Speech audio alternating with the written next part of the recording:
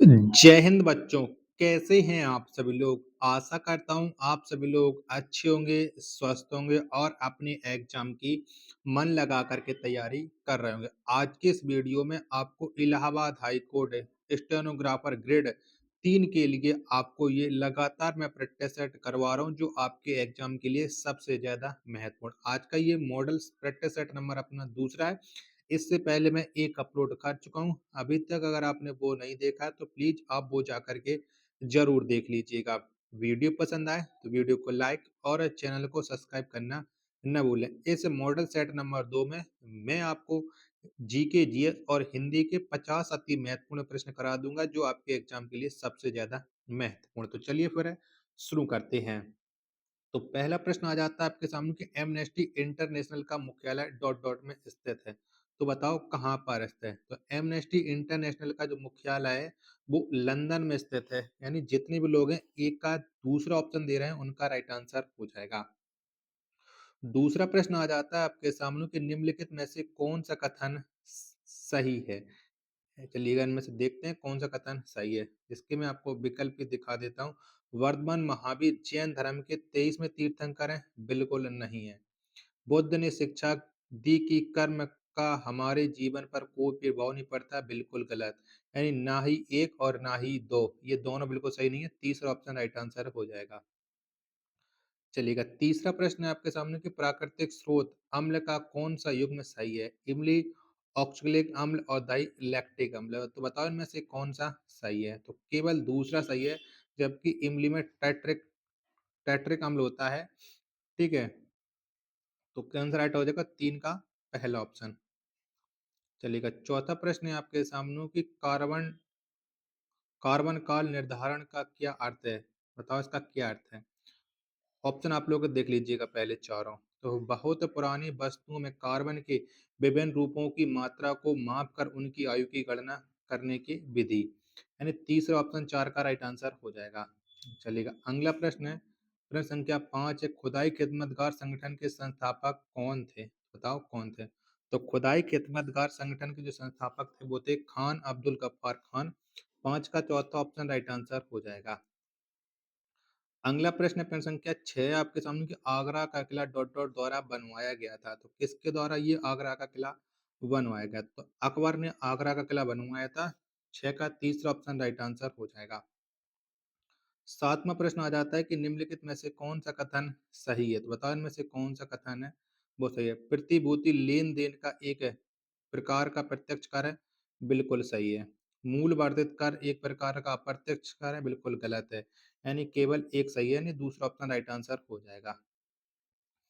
आठवां प्रश्न आ जाता है आपके सामने कि निम्नलिखित में से कौन सा कथन सही है? अब इनमें से कथन में देखना कौन सही हो जाएगा। वायु में बाष्पन और वाष्पोत्सर्जन से जल वाष्प मिलती है। दूसरा कथन है आपके सामने कि महासागरों तथा जलीय भागों के बीच जल के चक्रण को जल चक्र कहा जाता है। बिल्कुल सही, यानी एक तथा दो दोनों सही हो जाएंगे। 8 का चौथा ऑप्शन राइट आंसर। नौवां प्रश्न आ जाता है कि भारतीय संविधान का डॉट डॉट मौलिक अधिकारों से संबंधित है। तो कौन सा भाग संबंध रखता है? तो मौलिक अधिकारों से संबंध रखने वाला भाग 3 है। 9 का पहला ऑप्शन राइट आंसर है हो जाएगा। 10वां प्रश्न आ जाता है कि निम्नलिखित में से कौन सी एक मीठे पानी की झील है? तो बताओ कौन सी है मीठे पानी की झील? एक ऑप्शन ये रहा, बाकी के 3 ऑप्शन है आप लोग ये देख लीजिएगा। तो इनमें से जो मीठे पानी की झील है वो है आपकी सांबर झील। कौन सी है? सांबर झील है। तीसरा ऑप्शन राइट आंसर हो जाएगा। चलिए 11वां प्रश्न है आपके सामने कि त्योहार राज्य का कौन सा युग्म सही है? तो लोसांग असम में मनाया जाता है, हॉर्नबिल नागालैंड में मनाया जाता है। तो बताओ इनमें से कौन सा सही है? तो लोसांग है ये असम में नहीं, ये सिक्किम में मनाया जाता है, जबकि हॉर्नबिल है वो नागालैंड में मनाया जाता है। अब देखते हैं कौन सा। तो केवल दूसरा वाला विकल्प सही हो जाएगा, ऑप्शन संख्या 4। 12वां प्रश्न आ जाता है कि निम्नलिखित में से कौन सा कथन सही है? तो भारतीय संविधान में 9वीं अनुसूची को पहले संशोधन द्वारा जोड़ा गया था। क्या ये सही है गलत है वो आगे बताते हैं। सुप्रीम कोर्ट भारतीय संविधान के मौलिक अधिकारों का संरक्षक है। बताओ 12 का कौन सा विकल्प सही हो जाएगा? तो पहला और दूसरा ये दोनों सही है, यानी दूसरा विकल्प 12 का राइट आंसर हो जाएगा। 13वां प्रश्न है कि निम्नलिखित में से कौन सबसे अधिक तन्य धातु है? तो बताओ कौन है? तो सबसे अधिक जो तन्य धातु है, वो सोना है। 13 का दूसरा ऑप्शन राइट आंसर हो जाएगा। 14वां प्रश्न आ जाता है कि 2011 की जनगणना के आधार पर निम्नलिखित में से कौन-सा कथन सही है? तो इनमें से कौन-सा कथन सही है? वो भी जनगणना 2011 के आधार पर। आप लोग ये देख लीजिएगा। तो भारत की लगभग आधी आबादी केवल 5 राज्यों में निवास करती है। केवल बांग्लादेश तथा जापान का जनसंख्या घनत्व भारत से अधिक है। तो ये बिल्कुल गलत है, जबकि पहला वाला सही है। दूसरा विकल्प राइट आंसर हो जाएगा। ऑप्शन संख्या 2 केवल 1 राइट आंसर। चलिएगा, अगला प्रश्न प्रश्न संख्या 15 है आपके सामने कि क्षेत्रीय संगीत राज्य का कौन सा युग्म सही है? बताओ इनमें से कौन से संगीत है वो कौन से राज्य से गलत मतलब सही है? 3 गलत हैं। बताओ फटाफट से 15 का राइट आंसर। तो बुर्रा कथा इसका संबंध आंध्र प्रदेश से है, यानी 15 का चौथा ऑप्शन राइट आंसर हो जाएगा। चलिएगा, नेक्स्ट प्रश्न है। बाकी के जो प्रश्न छोड़ दिए मैंने वो रीजनिंग के प्रश्न थे। 20वां प्रश्न है आपके सामने कि डॉट डॉट नामक घास की एक प्रजाति पर्यावरण के प्रति अपनी असंवेदनशीलता के कारण विलुप्त होने के कगार पर है। तो कौन सी घास है जो विलुप्त होने के कगार पर है, ये आपको बताना है। ऑप्शन चारों आप लोग देख लीजिएगा। तो ये हर्बडिया एस्टा न्यूरॉन, यानी तीसरा विकल्प है वो राइट आंसर हो जाएगा। 21वां प्रश्न है आपके सामने, उच्च न्यायालय के संबंध में निम्नलिखित में से कौन सा कथन सही नहीं है? तो उच्च न्यायालय के बारे में एक कथन गलत है, वो आपको देना है। चारों विकल्प आप लोग देख लीजिएगा। तो यह भारत के राष्ट्रपति को सलाहकारी राय दे सकता है? बिल्कुल नहीं दे सकता है।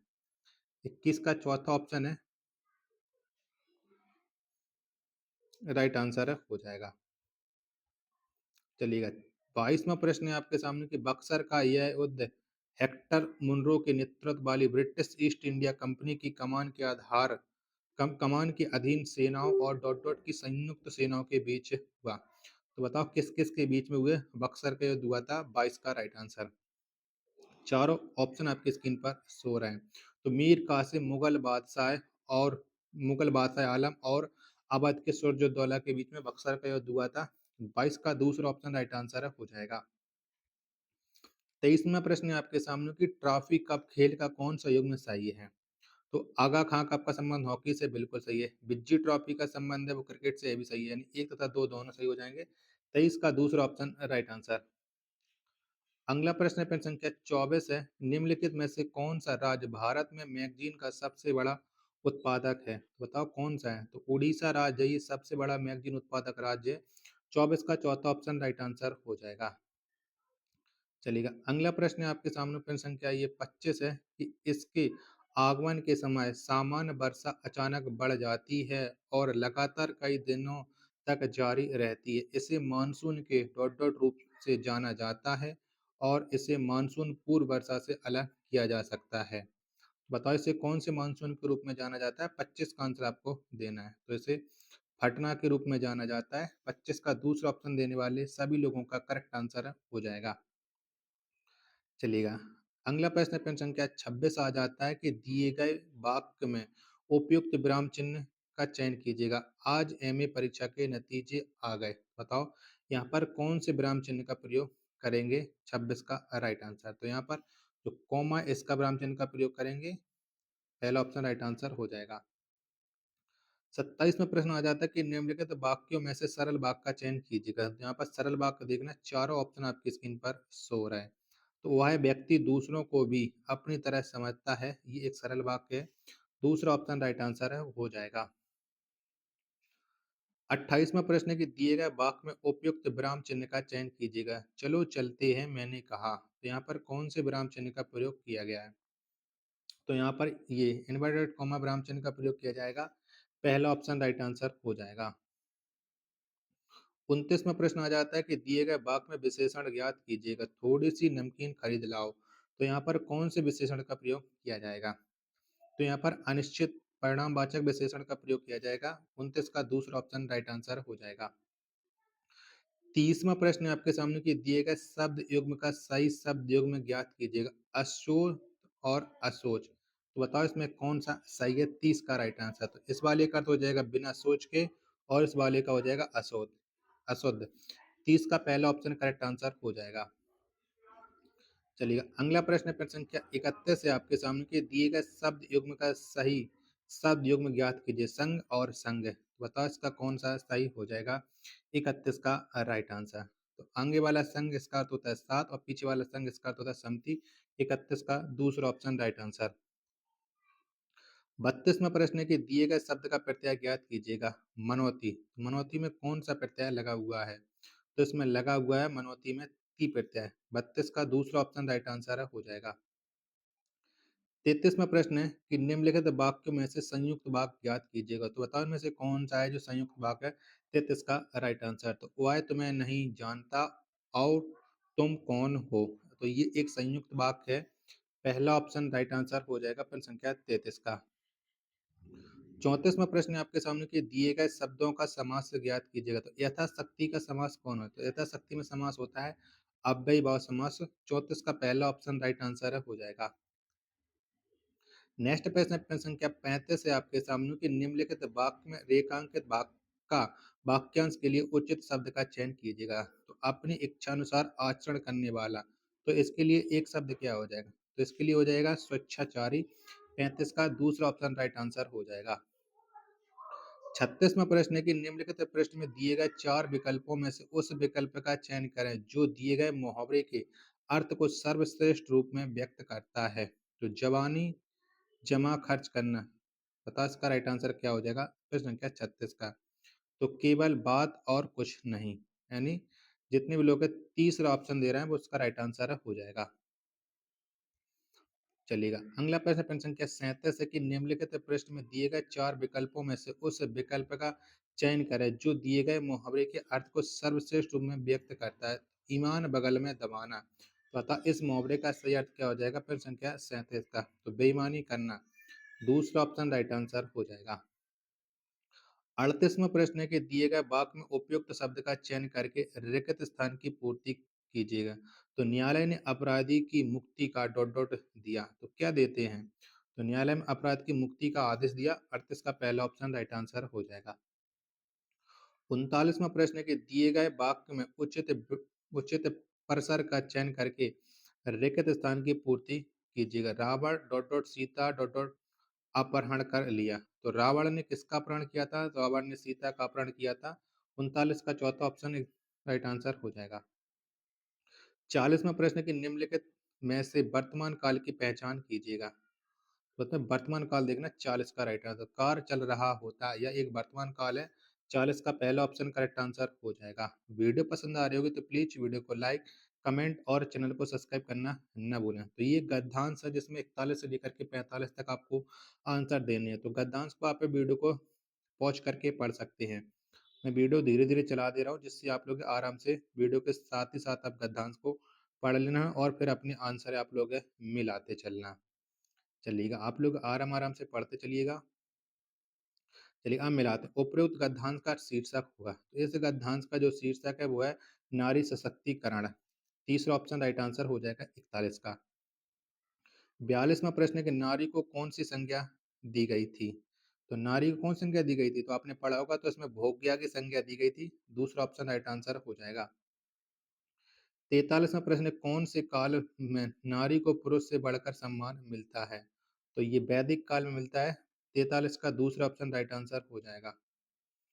44वां प्रश्न है, नारी कौन से उत्तरदायित्वों का पालन करती थी तो कौन से करती थी तो नारी करती थी ये पारिवारिक उत्तरदायित्वों का पालन तीसरा ऑप्शन राइट आंसर हो जाएगा। 45वां प्रश्न है कि भारतीय नारी एक साथ कितनी भूमिका निभा रही है तो भारतीय नारी एक साथ है दो भूमिका निभा रही है 45 का पहला ऑप्शन राइट आंसर हो जाएगा। 46वां प्रश्न है कि निम्न में से कौन सा शब्द तद्भव है तद्भव शब्द बताना है चारों विकल्पों में से तो इसमें तीन है यह एक तद्भव शब्द है 46 का तीसरा ऑप्शन राइट आंसर हो जाएगा। 47वां प्रश्न है कि रमेश की पुस्तक पुरानी है इस वाक्यांश में पुस्तक शब्द है तो बताओ पुस्तक क्या है तो पुस्तक यह एक विशेष है 47 का पहला ऑप्शन राइट आंसर हो जाएगा। चलिएगा 48वां प्रश्न आ जाता है कि त्रिवेणी शब्द में कौन सा समास है त्रिवेणी जो शब्द है और इसमें जो समास है वो है द्विगु समास 48 का तीसरा ऑप्शन राइट आंसर हो जाएगा। 49वां प्रश्न आ जाता है कि पेड़ से फल गिरना पेड़ से फल गिरा निम्नलिखित से उपयुक्त कारक चुनें। तो पेड़ से फल गिरना कौन-सा कारक होता है? तो यहाँ पर होता है अपादान कारक। 49 का दूसरा ऑप्शन राइट आंसर।